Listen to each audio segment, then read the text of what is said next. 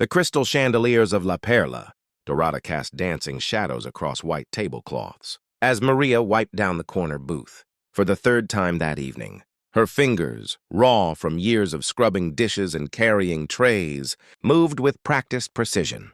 She'd worked double shifts for the past 6 days, saving every penny for her daughter's textbooks. The prestigious restaurant paid better than most, even if it meant enduring the occasional condescending glance from clientele who saw her uniform but never her face. Tonight would test every ounce of her dignity. Maria had learned long ago that invisible people hear everything. As a waitress in Miami's most exclusive restaurant, she'd become a master of blending into the background, her presence acknowledged only when drinks needed refilling or bills needed settling. She'd served senators and celebrities, tech moguls and trust fund heirs, always with the same warm smile that never quite reached her tired eyes. But she'd also learned something else during her 15 years in service. People revealed their true nature when they thought no one important was watching. The evening started ordinarily enough. Maria balanced 4 plates of Chilean sea bass on her left arm while refilling, water glasses with her right, navigating the crowded dining room with the grace of a dancer. Table 12 needed more bread. Table 7 wanted their wine chilled exactly 3 degrees cooler. Table 15, always table 15, had sent back their appetizer twice, though Maria suspected they simply enjoyed the power of complaining. Then he walked in. Ricardo Castellanos didn't enter rooms. He claimed them. The tech billionaire's face had graced magazine covers from Forbes to Vanity Fair, his software empire spanning 40 countries. At 42, he wore his wealth like armor, a $15,000 suit, Italian leather shoes that cost more than Maria's monthly rent, and a watch that could fund a college education. But it was his expression that caught Maria's attention, the particular blend of boredom and entitlement that marked those who'd forgotten what it meant to want for anything. He was seated at table 8, Maria's section. Her manager, Thomas, pulled her aside with an anxious whisper. "That's Ricardo Castellanos. Forbes just named him one of the wealthiest men in Latin America. Whatever he wants, make it happen." Maria nodded, smoothing her apron. She'd served wealthy men before. She approached his table with her practiced smile, notepad ready. "Good evening, sir. Welcome to La Perla Dorada. May I start you with something to drink?" Castellanos didn't look up from his phone. His companion, a younger man in an expensive blazer, shifted uncomfortably. 30 seconds passed.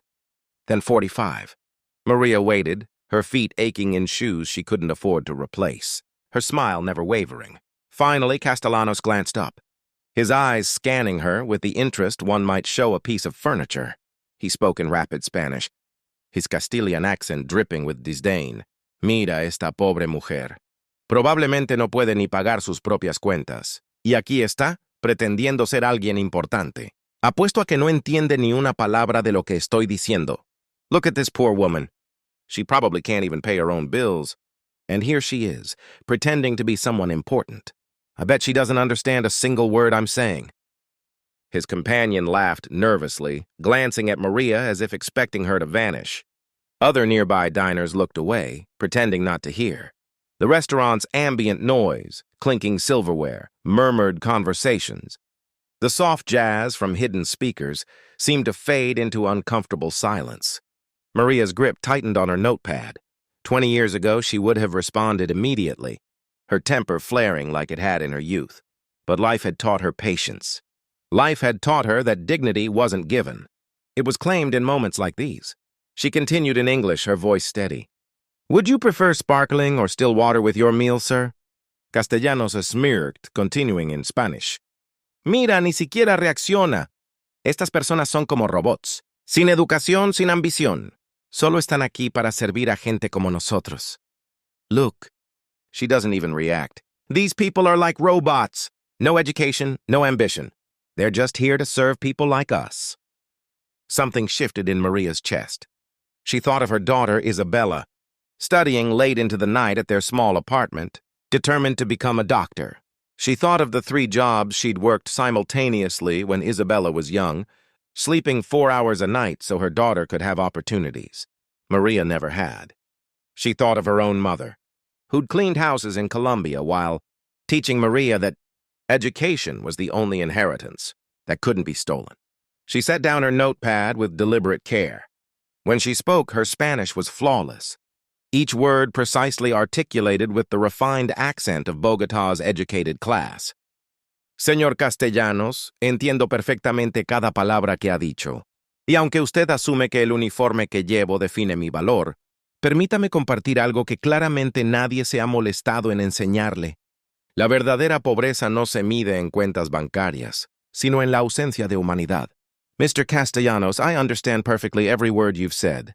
And while you assume that the uniform I wear defines my worth, allow me to share something that clearly no one has bothered to teach you. True poverty isn't measured in bank accounts, but in the absence of humanity. The restaurant fell completely silent. Forks stopped mid-air. Conversations died mid-sentence. Even the jazz seemed to pause. Maria continued, her voice never rising, never breaking. Tengo dos títulos universitarios, uno en literatura y otro en lenguas extranjeras. Hablo 4 idiomas con fluidez. Enseñé en la universidad en Colombia antes de venir, aquí para darle a mi hija las oportunidades que su país no podía ofrecer. Este trabajo, she gestured to her uniform, no me define. Es simplemente lo que hago para mantener a mi familia mientras mi hija cumple sus sueños. I have 2 university degrees, one in literature and another in foreign languages. I speak 4 languages fluently. I taught at the university in Colombia before coming, here to give my daughter opportunities her country couldn't provide. This job, it doesn't define me. It's simply what I do to support my family while my daughter fulfills her dreams. Castellanos' face had gone pale, his phone forgotten on the table. His companion stared at Maria with something between horror and admiration. Around them, several diners had begun recording on their phones, though Maria didn't notice. La verdadera pregunta, señor Castellanos, no es si entiendo español. La pregunta es, ¿cuándo olvidó usted que su riqueza fue construida sobre el trabajo de personas como yo? ¿Cuándo decidió que su cuenta bancaria le daba permiso para olvidar su humanidad básica? The real question, Mr. Castellanos, isn't whether I understand Spanish. The question is, when did you forget that your wealth was built on the work of people like me? When did you decide that your bank account gave you permission to forget your basic humanity? She picked up her notepad again, her hand steady despite the adrenaline coursing through her veins. Now, would you like to order, or should I give you a moment to reflect? For 10 seconds, Castellanos said nothing. The silence stretched like taffy, thick and uncomfortable. Then slowly he stood. Maria braced herself for dismissal, for complaints to management, for the inevitable loss of her job. Instead, Castellanos did something no one expected. He extended his hand. Señora, he said quietly, his voice stripped of its earlier arrogance. I apologize. Profoundly and completely. There is no excuse for my behavior. His eyes, when they met hers, carried genuine shame. You're right. I forgot where I came from. I forgot that my grandfather started with nothing but his hands and his dignity.